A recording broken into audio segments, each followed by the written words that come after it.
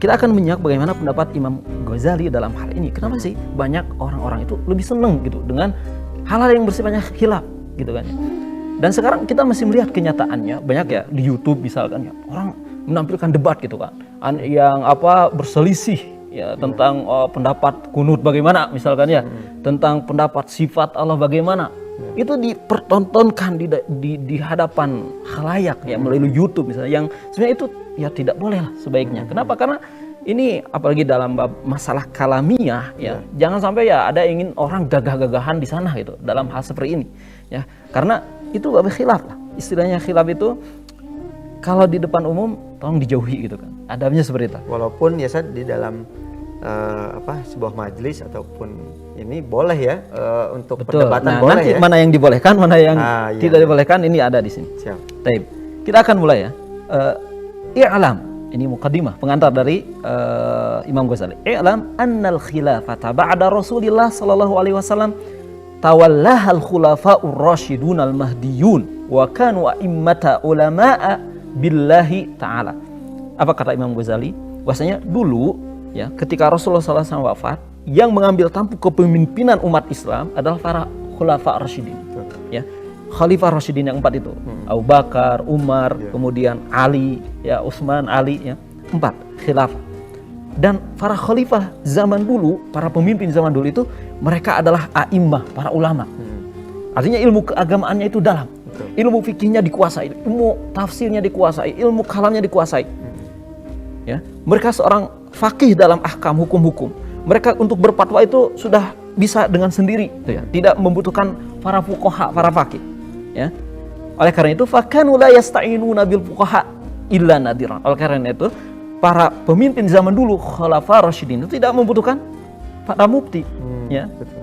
Seperti itu. Kenapa? Karena mereka sendiri bisa berfatwa, gitu kan ya. Ketika Umar itu masya Allah itu ya, ijtihadnya itu ketika ada kasus dalam pencurian ya. Ya, kenapa Umar ketika itu tidak memotong tangan orang yang mencuri? Karena memang dalam pendapat beliau, ijtihad fikih beliau ini masa paceklik. Tidak bisa kita menerapkan hudud ketika masa paceklik yang membuat orang lapar, kemudian mungkin ada kesempatan karena imannya lemah dan sebagainya, dia ya tergoda atau terdorong untuk mencuri gitu. Tapi itu masa paceklik. Ya, berbeda dengan masa rafahiyah, sejahtera dan sebagainya, ada mencuri ya terapkan hudud kalau sudah sampai pada batasnya gitu kan. Itu ijtihad umat.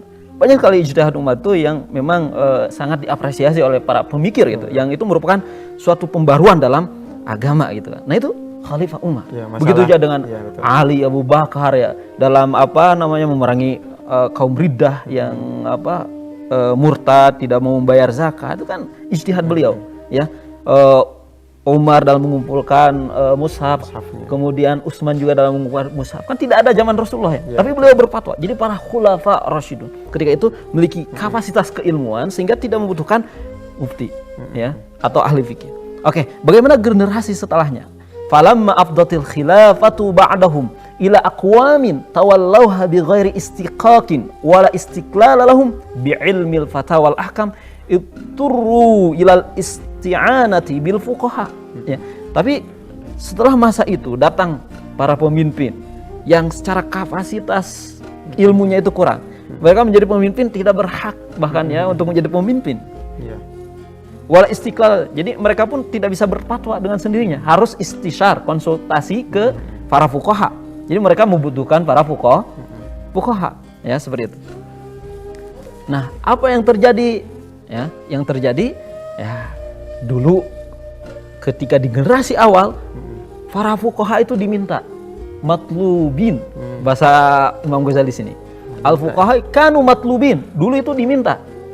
Tapi setelah era sahabat, era tabi'in, era tabi'ut tabi'in, setelah itu fuqaha itu jadi yang mengajukan diri, mengisi formulir untuk jadi mufti ya. Siap dites supaya jadi mufti. Dia belajar juga ingin menjadi mufti, ingin menjadi qadhi dan sebagainya. Jadi mereka jadi talibina la matlubin. Mereka yang mencari bukan yang dicari gitu kan ya. Nah, ketika terjadi era semacam itu timbul ya persaingan ya di antara umat Islam di anak-anak generasi ketika itu ingin menjadi seorang mufti, ingin menjadi seorang qadhi, belajar ilmu fikih, ilmu ahkam, istinbat, usul fikih dan sebagainya, hanya sebatas ingin menjadi seorang mufti. Jadi persaingan di sana ya untuk mencari kedudukan, jah gitu kan di sini. Sampai di sini tabir Imam Ghazali ya sangat keras sebenarnya. Jadi ada masa ketika ingin mencari kedudukan itu dalam ilmu fikih ya. Selanjutnya ada masa lagi setelah ilmu fikih yang paling populer adalah ilmu kalam, ilmu tauhid. Karena ilmu kalam ini dibangun di atas banyak perdebatan ya. Oleh karena itu kata Imam Ghazali, fa hadza huwal ba'isu 'alal ikbab 'alal khilafiyat wal munazarat la ghair ya. Kemudian kata Imam Ghazali, inilah yang menyebabkan adanya dorongan kenapa orang lebih tertarik kepada khilafiyat wal munazarat dan perdebatan ya. Tadi apa? Jadi para pemimpin kurang kapasitas keilmuannya di dalam ilmu fikih, ilmu kalam dan sebagainya. Ketika kurang kapasitas keilmuannya membutuhkan para fuqaha. Ketika dibuka untuk umum, siapa yang menjadi fuqaha, siapa yang menjadi mutakalimin ya. Akhirnya apa? Orang-orang berlomba-lomba ya. Ketika berlomba-lomba dekat dengan sultan, dekat dengan para pemimpin, bahkan di sini dikatakan summa zahara ba'da zalika minas sudur ma lam yastaswi bil khawd fil kalam. Jadi banyak generasi yang muncul orang tidak punya kapasitas untuk berbicara dalam ilmu kalam. Wafat hababil munazarah, kemudian terbukalah pintu-pintu untuk terjadinya perdebatan ya. Lama kana qad tawallada min fathi babihi minat ta'assubatil fahishati wal khusumatil fasyati al mubdiyah ila ihraqid dima'i wa tahribil bilad. Jadi karena munculnya gitu kan apa